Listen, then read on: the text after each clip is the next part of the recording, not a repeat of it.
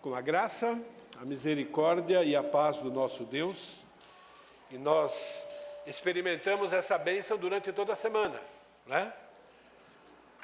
Experimentamos a paz do nosso Deus, cuidando de nós, nos perdoando dos nossos pecados, nos mantendo no relacionamento com Ele. Experimentamos a misericórdia do nosso Deus, é por isso que nós estamos aqui. Se não fosse pela misericórdia do nosso Deus, deveríamos ser fulminados pelos nossos pecados, né? E a graça de Deus nos capacita a ser, para fazer aquilo que Deus quer que nós façamos. Graça, misericórdia e paz. Hoje nós temos um domingo diferente, é aquele quinto domingo do mês, que no horário da Escola Bíblica Dominical os ministérios se reúnem para conversar, para se animarem mutuamente e também para a edificação mútua e de cada ministério. Por causa disso, eu preciso e quero fechar e encerrar o assunto sobre José e também Jacó no Egito. Então, estou invertendo para que a gente finalize esse estudo tão precioso, com tantas lições práticas para nós. Vamos orar. Obrigado, Deus, mais uma vez queremos reconhecer a Tua bondade, a Tua misericórdia na nossa vida. Queremos reconhecer que somos privilegiados pelo relacionamento que nós temos com o Senhor, graças ao sangue derramado de Jesus na cruz do Calvário, que restaurou o nosso relacionamento com o Senhor e mantém, ó Pai querido, o nosso caminho ao Senhor, o nosso acesso ao Senhor, sempre aberto, ó Pai querido, é lógico, mediante o nosso arrependimento. Obrigado pela Tua preciosa palavra, pela maneira como o Senhor se revelou a nós, através da experiência de outros homens que se relacionaram com o Senhor e ficou registrado na Tua palavra.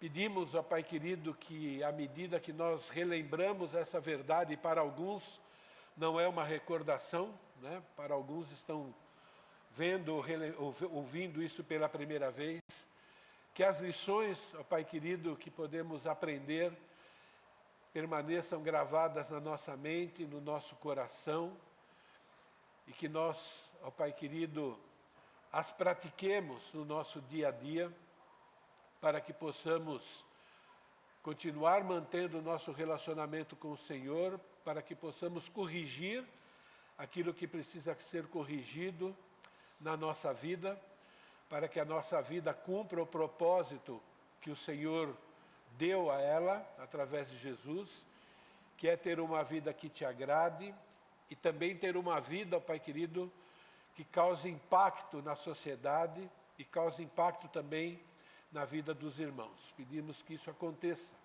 com cada um de nós, para a Tua honra e Tua glória, em nome de Jesus. Amém. Então, o que nós estamos aprendendo? Nós estamos aprendendo que Deus produz bons resultados, apesar das coisas ruins que as pessoas fazem. Isso já inculcou na sua mente? Deus dirigiu todos os acontecimentos da família de Israel. Israel, vocês sabem, é o novo nome que Jacó recebeu, não é? A fim de colocar José, então fazia parte do plano de Deus colocar José lá no Egito, para ele ser aquilo que ele foi, tá bom? Ser a pessoa mais importante do Egito, em questão de tomar decisões. Em questão de posição, o faraó estava acima dele. Em questão de dirigir o Egito, José era o primeiro. O que ele decidia, se cumpria, não é? Então, nós vemos aí Deus reinando, né, no Egito e também nas nações ao redor, através de José. É isso que nós vemos, ok? Na semana passada, nós relembramos os resultados das interpretações do sonho de José em relação ao faraó. Nós vimos que em Gênesis capítulo 40 e capítulo 41, Deus faz questão logo no começo da Bíblia de se revelar como soberano, como aquele que controla todas as coisas. Gênesis já começa nos ensinando isso. É extremamente importante, né, no nosso dia a dia, que nós creiamos, né, na soberania de Deus. Isso é, absolutamente nada vai acontecer na nossa vida que não faz parte do plano principal de Deus em lapidar o nosso caráter e nos usar na vida uns dos outros. É isso que nós precisamos entender diante de cada circunstância, principalmente diante das circunstâncias difíceis, nas circunstâncias desagradáveis ou aparentemente desagradáveis. Nós podemos e devemos confiar em todas as instruções de Deus, pois Ele tem controle absoluto sobre todas as pessoas, sobre todos os seres, sobre a natureza e sobre as circunstâncias. Por isso que nós temos uma ordem, talvez o mandamento que mais falhamos em cumprir, né? Não andeis ansiosos. Quebrar qualquer mandamento é pecado, né? E aqui tem alguém lutando contra a ansiedade todo dia, né? Então nós temos uma ordem, né, que ela só vai ser obedecida quando nós lembrarmos que o nosso Deus transforma coisas ruins em coisas boas, apesar das coisas ruins que as pessoas fazem contra nós. E a gente vive num mundo injusto, não é? E ao mesmo tempo, para que a gente possa fazer isso, nós temos que estar com a nossa mente em Deus, no reino de Deus e na obra que Deus determinou que fizéssemos. Então, Gênesis 42 e 43, vemos os irmãos de José, eles vão ao Egito para comprar alimentos, eles são testados por José. José queria saber se o caráter dos irmãos mudou, não é? Se eles se tornaram pessoas melhores, se ainda eram perversos. Lições preciosas para nós, e a gente vai ver isso também sendo repetido para frente. Os pecados que cometemos serão revelados. Apesar de serem revelados, o nosso Deus é um Deus misericordioso, então Ele sempre vai criar oportunidades para que a gente demonstre o arrependimento dos nossos pecados. Ele vai criar sempre meios para isso. E outra lição é que ser leal a Deus preserva a nossa humanidade, pois nos protege da nossa velha natureza. E a nossa velha natureza é uma natureza que quer servir a Satanás. É uma natureza diabólica, e nós recebemos agora uma nova natureza, o Espírito Santo, para combater a velha natureza. E ser leal a Deus vai nos preservar, né, nessa situação de vencermos as tentações e não nos deixarmos vencer pela velha natureza. Hoje a gente vai continuar aprendendo através do arrependimento de Judá. A Bíblia, nesses capítulos, elas enfatizam o arrependimento de Judá e os resultados desse arrependimento, não é? Os filhos de Jacó, eles se tornaram realmente pessoas melhores, mas eles foram liderados por Judá. Lembra, Judá foi aquele irmão que liderou os outros para venderem José como escravo. Então Judá liderou numa perversidade e os irmãos foram atrás dessa decisão. Agora, a Bíblia mostra que ele demonstra arrependimento genuíno, a ponto de se oferecer, a ponto de pagar o preço, né, do seu arrependimento. Ele estava pronto a pagar qualquer preço por causa do pecado que ele cometeu e ele se arrependeu. Aqui nós temos um teste muito interessante, não é? Depois de José se reunir com os irmãos e comeram juntos, ele está fazendo um teste lá. Ele pega uma taça dele, José, né, e coloca essa taça na bagagem do irmão mais novo, de Benjamim, né? eles estão indo embora. E aí José faz tudo aquilo lá para que seja descoberto. A hora que descobriram, então José falou, vocês podem ir embora, mas Benjamim vai ser meu escravo agora. Porque ele cometeu um delito, né? Mas foi um teste. E aí nós temos a reação de Judá. Gênesis 44, 18 a 44, só peguei alguns versículos. Então Judá se aproximou dele, isso é, de José, e disse, Senhor meu, rogo-te, permite que o teu servo diga uma palavra aos ouvidos do meu senhor, e não se acenda a tua ira contra o teu servo, porque tu és como o próprio Faraó. A gente vê aqui humildade de Judá. Entende? Naquela situação. Ele fala algumas coisas, mas o resumo está no versículo 33. Agora, pois, fique teu servo em lugar do moço por servo do meu senhor. Essa palavra servo aqui do meu senhor é escravo. Dizendo, olha, ele cometeu esse delito, não sei o que aconteceu, ele disse que não foi ele, mas isso não importa. Me permite eu ficar no lugar dele. Eu ser agora teu escravo por resto da vida. Foi dessa maneira que ele demonstrou um verdadeiro arrependimento. Porque como subirei eu ao meu pai, se o moço não for comigo, para que não veja o mal que a meu pai sobrevirá. Outrora ele não estava nem aí, como Jacó ia se sentir quando ia receber a notícia de que José estava morto, uma notícia falsa, né? Tramou aquilo lá de sujar de sangue, né? Aquela roupa. O verdadeiro arrependimento faz com que a pessoa deixe de se preocupar consigo e se preocupe com o próximo, se preocupe com aqueles que devemos nos preocupar. Então, nós temos aqui o arrependimento de Judá. Quantas lições preciosas para nós. Normalmente, quando nós pecamos, nós ficamos preocupados o que vai acontecer conosco. Normalmente, ficamos até revoltados, né, com, cuidado, né, a punição que recebemos. Isso não é verdadeiro arrependimento. O verdadeiro arrependimento aceita as consequências e pensa no bem-estar do próximo. Um comentarista escreveu o seguinte, Yahvé desenvolveu o caráter na família de Israel.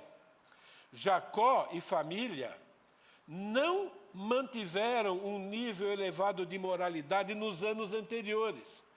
No entanto, durante os anos sem José, Deus fez com que os 10 irmãos se arrependessem e desenvolveu boas qualidades de caráter neles, mais visivelmente em Judá.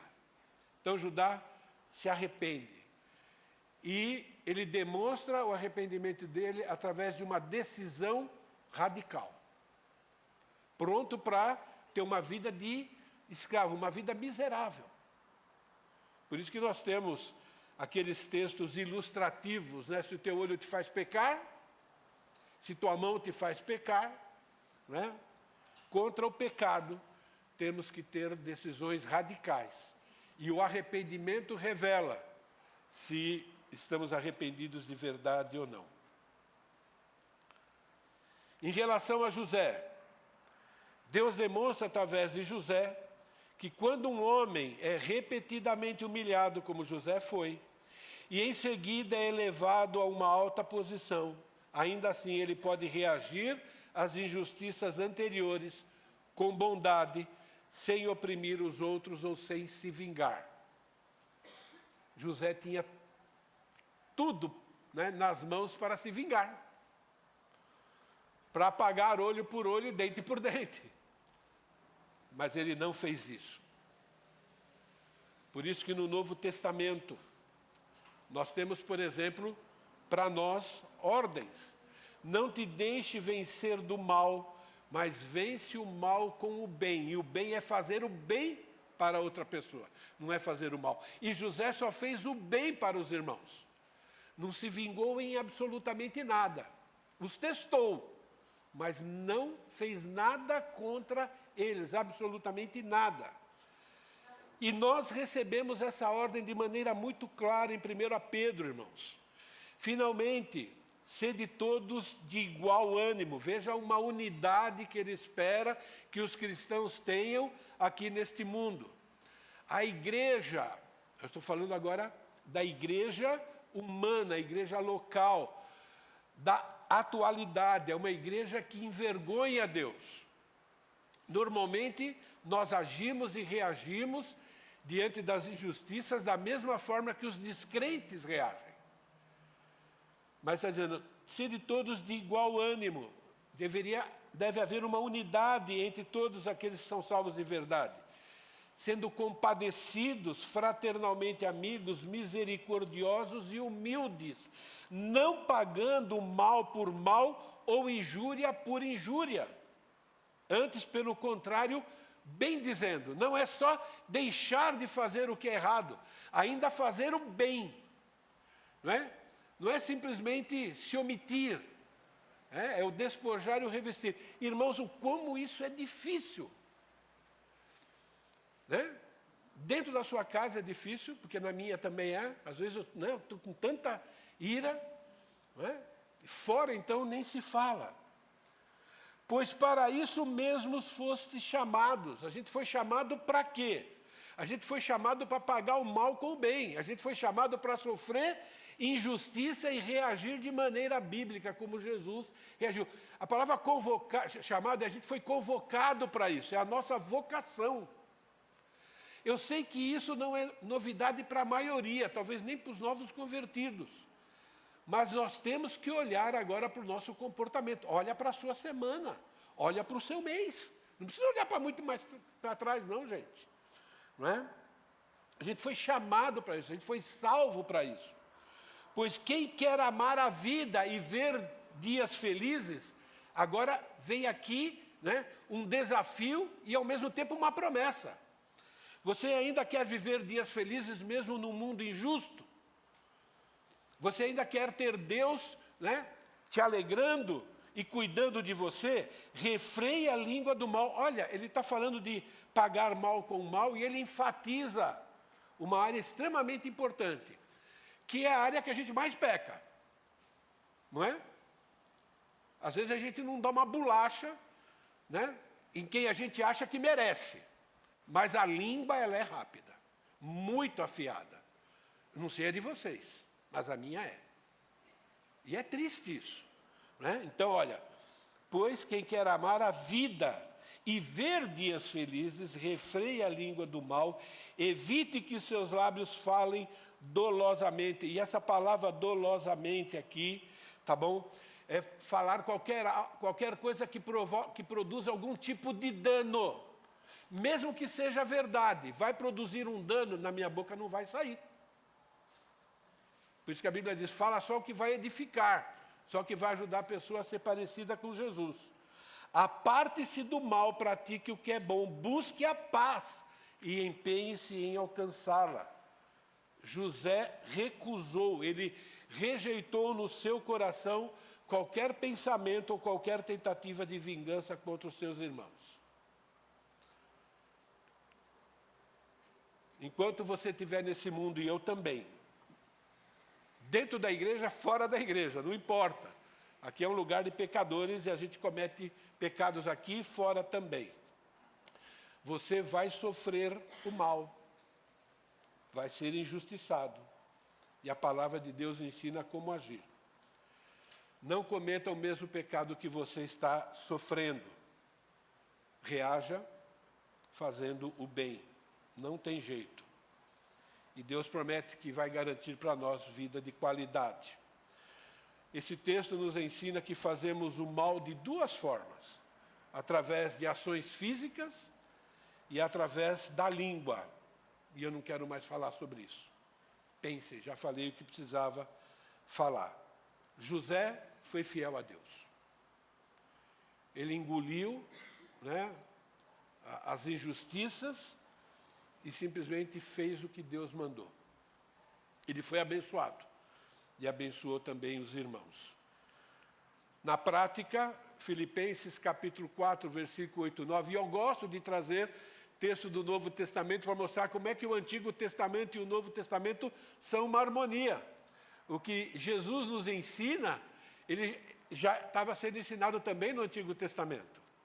Então, resume como José viveu depois de ter sido vendido como escravo pelos seus irmãos.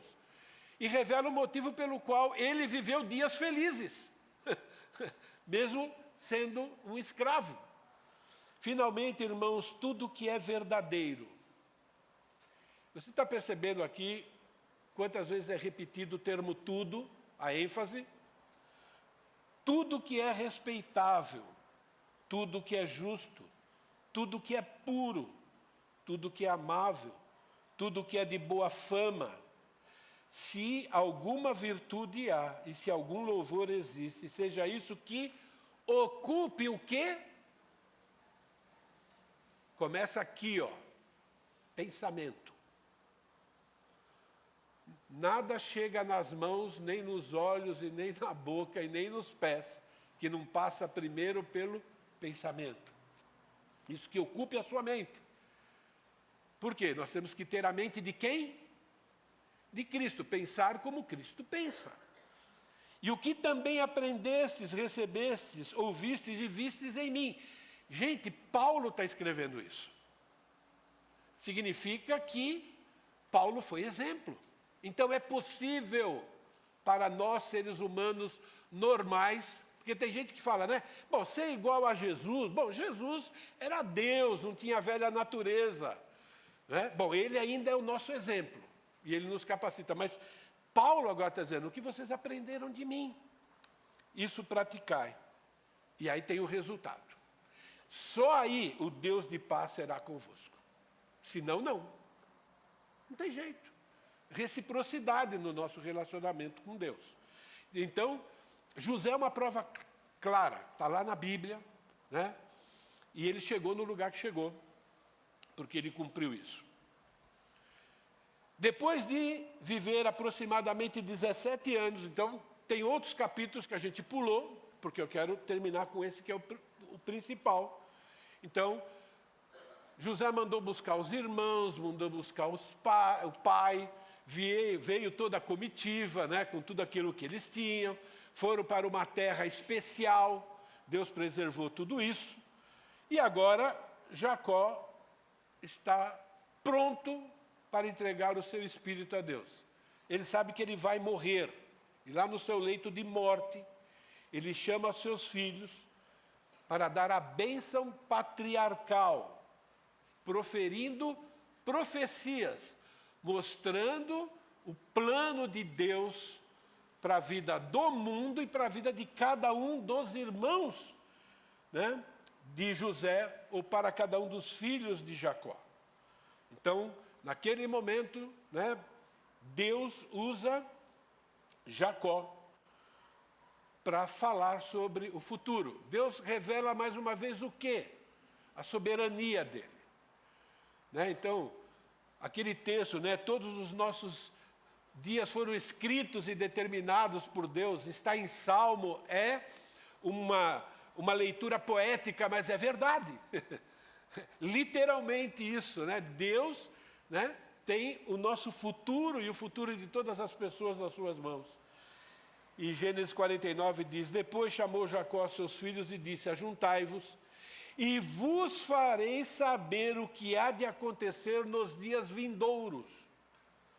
Juntai-vos e ouvi, filhos de Jacó, ouvi a Israel, vosso pai. Por quê? Israel aqui representa a pessoa de Deus.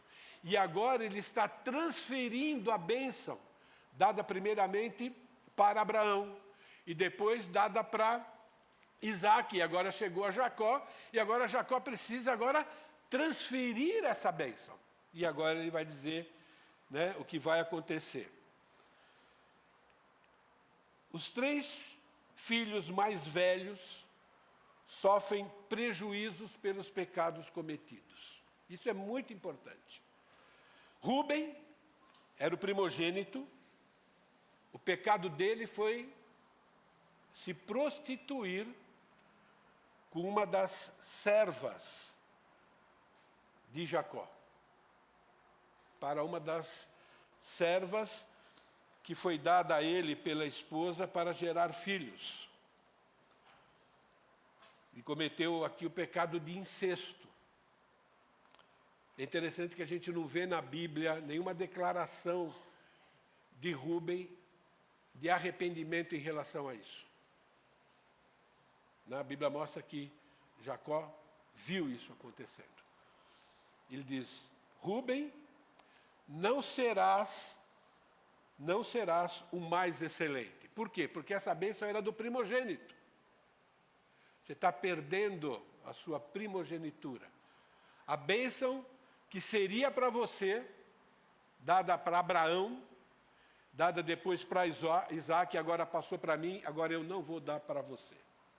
Porque subiste ao leito de teu pai e o profanaste, subiste à minha cama. Depois continua.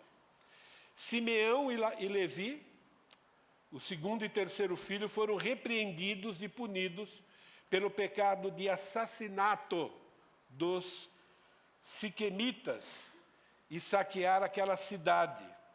A punição é que eles seriam espalhados entre as tribos de Israel.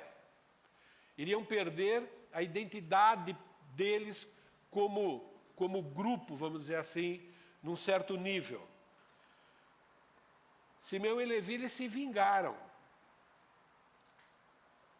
No ponto de vista deles, né? Mexeram com a irmã deles, e eles foram se vingar. Criaram um plano e assassinaram os homens de uma cidade inteira. Bonzinho esses filhos, não é? Simeão e Levi são irmãos. As suas espadas são instrumento de violência. No seu furor mataram homens e na sua vontade perversa jatearam touros. Maldito seja o seu furor. Nós temos que cuidar da nossa ira, irmãos. Maldito seja o seu furor. Pois era forte e a sua ira, pois era dura. Dividi-los-ei em Jacó e os espalharei em Israel. E quem conhece a história sabe como Deus cumpriu isso. Eu não quero aqui enfatizar isso, mas eles estão sendo punidos por causa dos pecados que eles cometeram. E aqui a gente tem uma lição para todos nós, importante. Pecados, mesmo sendo perdoados, sempre produzirão danos, sofrimentos, perdas, prejuízo aqui para quem os comete, se forem filhos de Deus.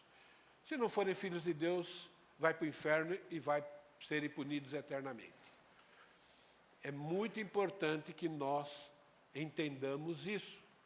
As consequências vêm instantaneamente, na questão emocional, na questão do interior, no nosso relacionamento com Deus. Qualquer pecado já comete uma separação. E quando esse pecado não for reconhecido, ele começa a causar um estrago dentro de nós, né? Pecados emocionais que vão aparecer no corpo, mas também, se não tratados biblicamente como devem, vai trazer prejuízo aqui nesse mundo, provocados por o próprio Deus. Não podemos brincar com o pecado, né? Isso é muito importante. Jacó agora anuncia a principal bênção, e é nisso que eu quero a ênfase aqui, porque aqui tem a passagem do bastão, né? Aquilo que foi prometido a Abraão, que foi repassado agora para Isaac, e agora Isaac repassa para Jacó, e agora Jacó passa para o quarto filho, que também era perverso, mas que a Bíblia enfatiza o verdadeiro arrependimento. E que boa notícia! Não importa o que nós façamos, mediante arrependimento genuíno, mesmo Deus tratando o nosso pecado, mesmo a gente sofrendo consequências do nosso pecado, ainda temos bênçãos da parte de Deus para desfrutarmos aqui. e também na eternidade. Não é?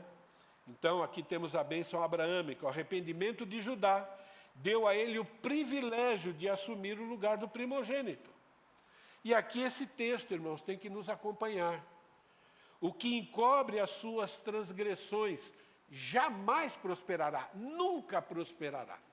Aquele que esconde, aquele que não reconhece, aquele que não confessa, não tem jeito, não vai. Né? E estamos falando de prosperidade no ponto de vista de Deus, que é qualidade de vida. Mas o que as confessa e deixa alcançará misericórdia.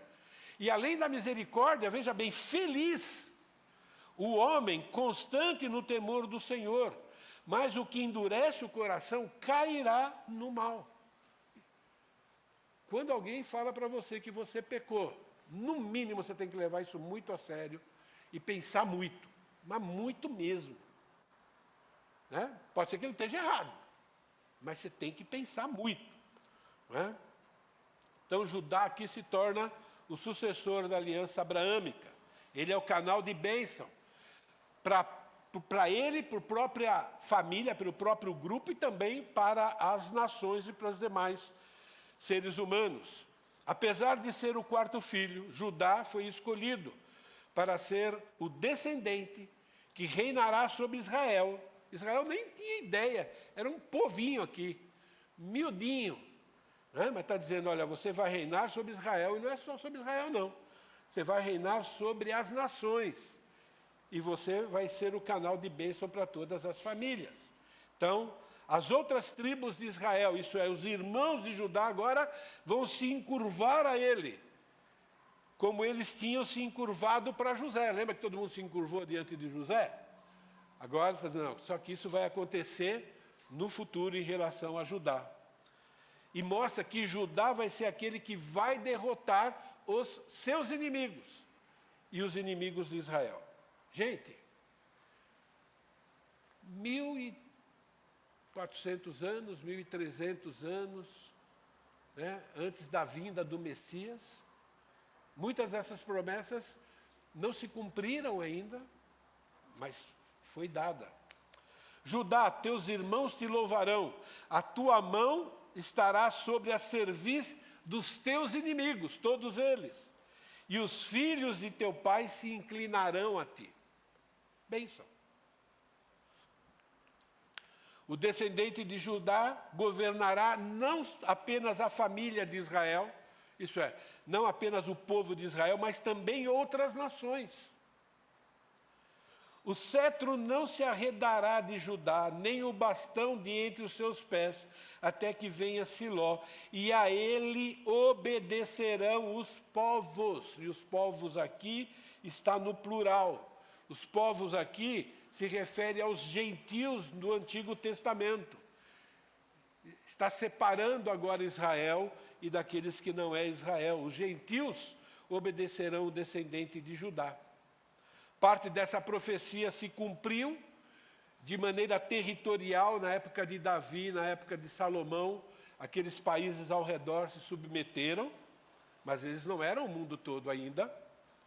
Isso significa que no futuro, o descendente de Judá, que nós já sabemos quem é, vai abençoar todas as nações e vai cumprir essas alianças que Deus fez com Abraão, de abençoar todas as famílias da terra e de reinar.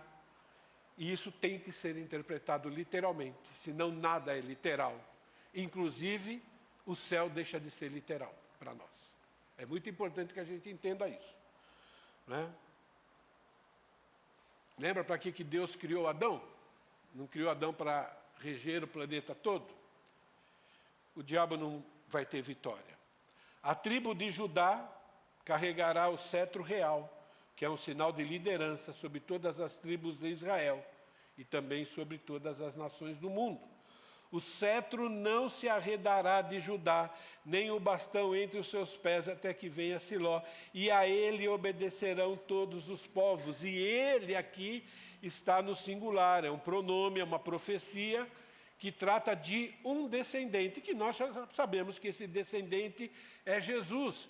E agora você precisa relembrar por que é que o Novo Testamento, no livro de Mateus, escrito especialmente para o povo israelita.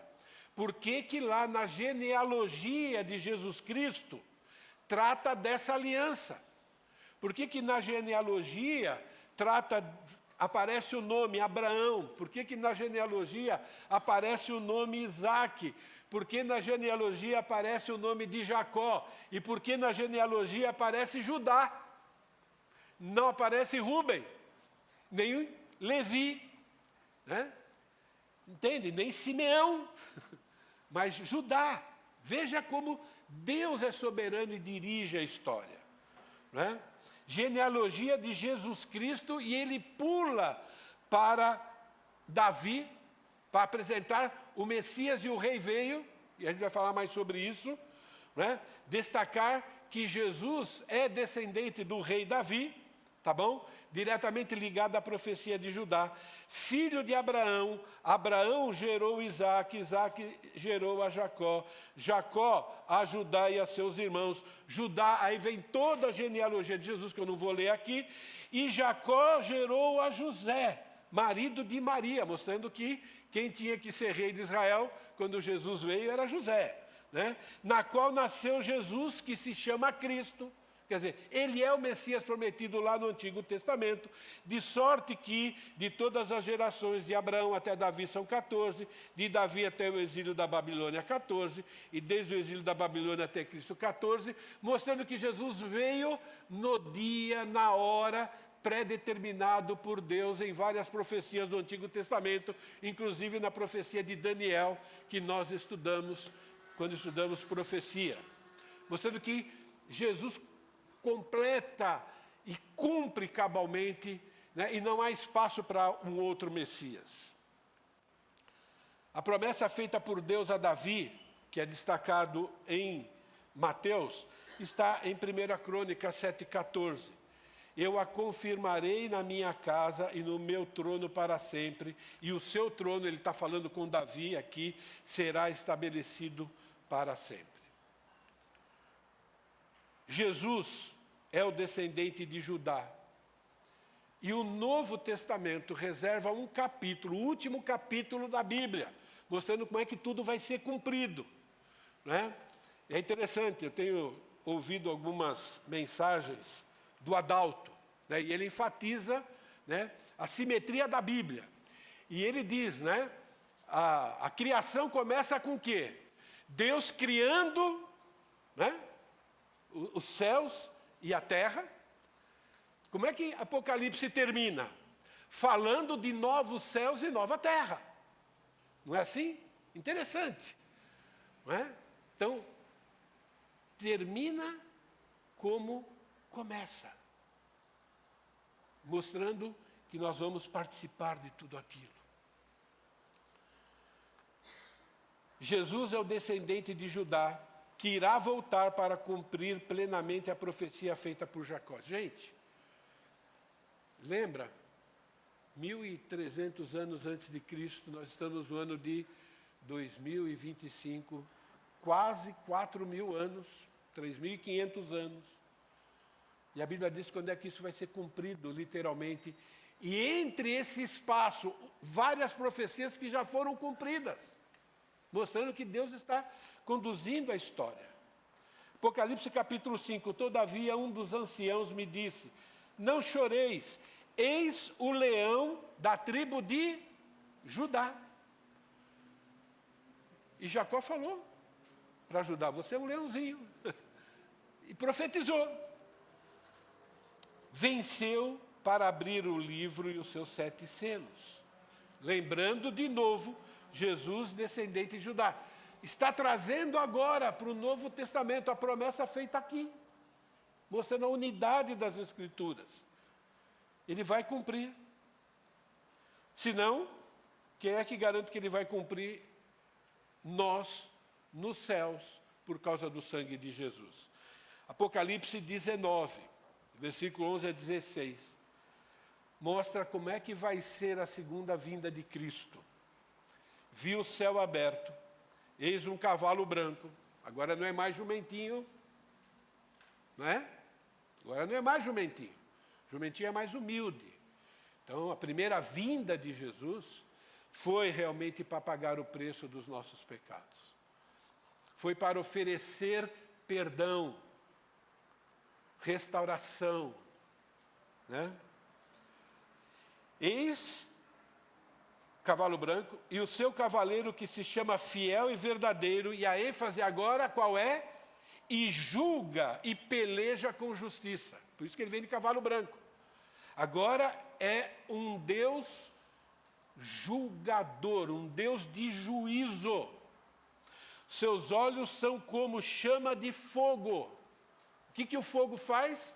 Fogo é julgamento. Por isso que eles dizem que no inferno, né, é como fogo, é julgamento. Agora, nós estamos na época em que Jesus ainda está oferecendo o seu perdão. Quando ele voltar, e nós já estudamos Apocalipse, é a justiça de Deus sendo derramado.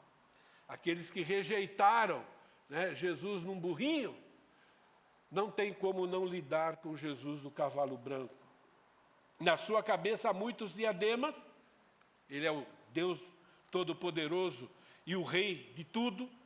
Tem um nome escrito que ninguém conhece senão ele mesmo, está vestido com um manto tinto de sangue, lembrando o preço que ele pagou por nós.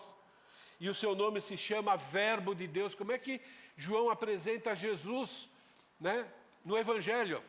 Quando João escreve o Evangelho, eis aqui o Verbo, e o Verbo se fez carne. Lembra? É o mesmo.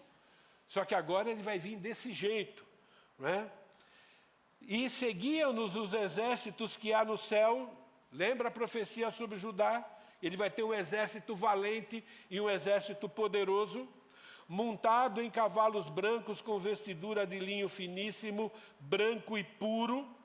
Sai da sua boca uma espada afiada para com ela ferir as nações. É julgamento, isso ainda não se cumpriu. Isso aqui é antes do milênio, para instaurar o milênio. Ele mesmo as regerá. O que Deus prometeu? Para Judá, através de Jacó. As nações vão se submeter a você. Ele regerá com vara de ferro. Pessoalmente pisa o lagar do vinho do seu furor e da ira do Deus Todo-Poderoso. A primeira vinda de Jesus é o cordeiro. Agora não. Agora é o leão. Entende?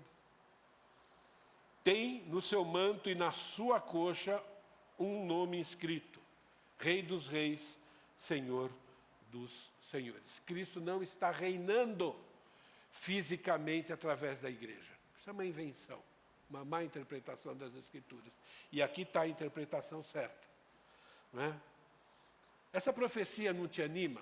Você que é filho e que não vai precisar experimentar isso, não te anima?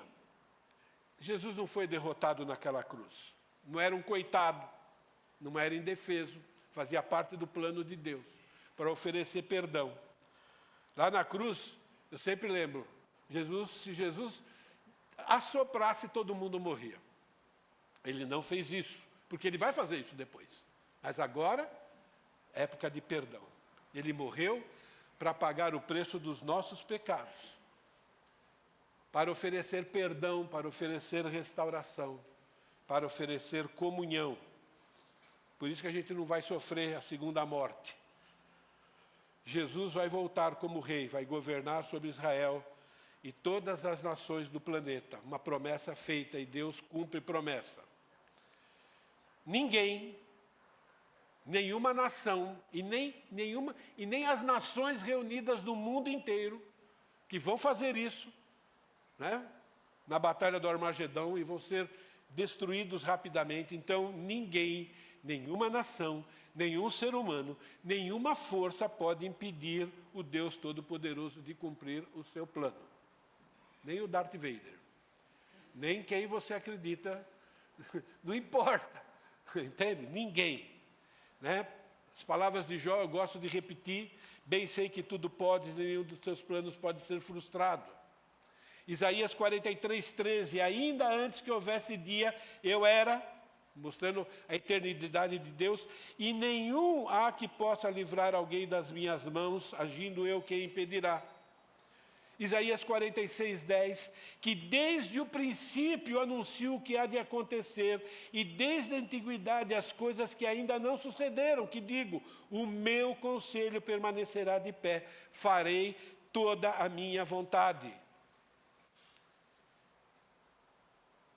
Irmãos, o cumprimento dessa profecia está bem próximo. Jesus nos ordena a viver cada dia como se fosse o dia da volta de Jesus. Ele nos ordena isso. Jesus, ao revelar para o apóstolo João os últimos dias, ele: venho sem demora, conserva o que tens, para que ninguém tome a tua coroa. Viva a vida cristã como deve ser vivida.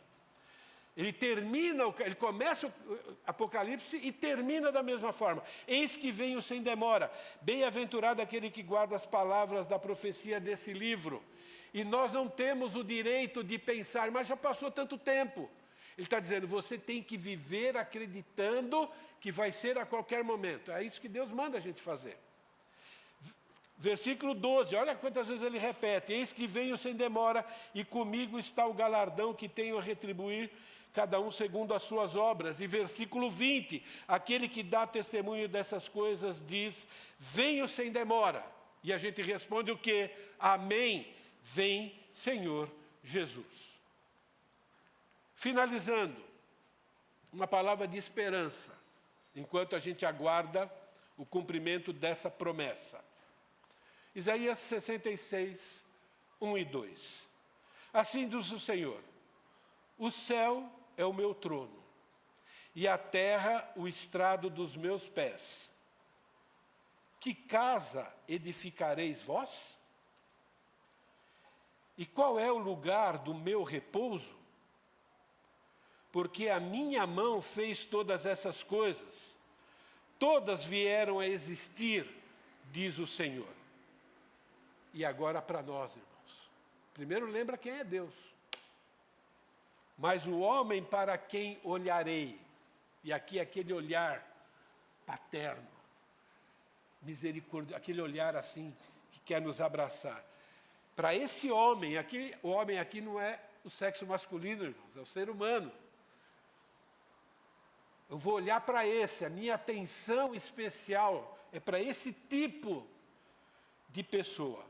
O aflito e abatido de espírito, que treme na minha palavra.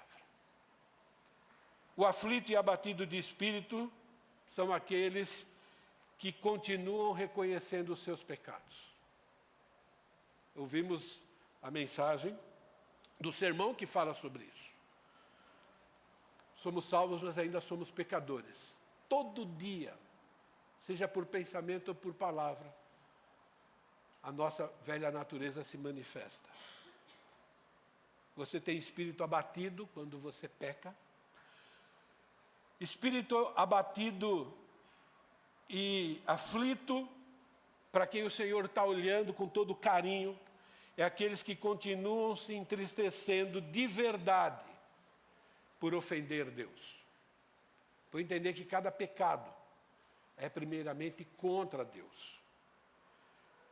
O aflito e abatido de espírito é aqueles que continuam se achando miseráveis, indignos, podre, melhor do que ninguém.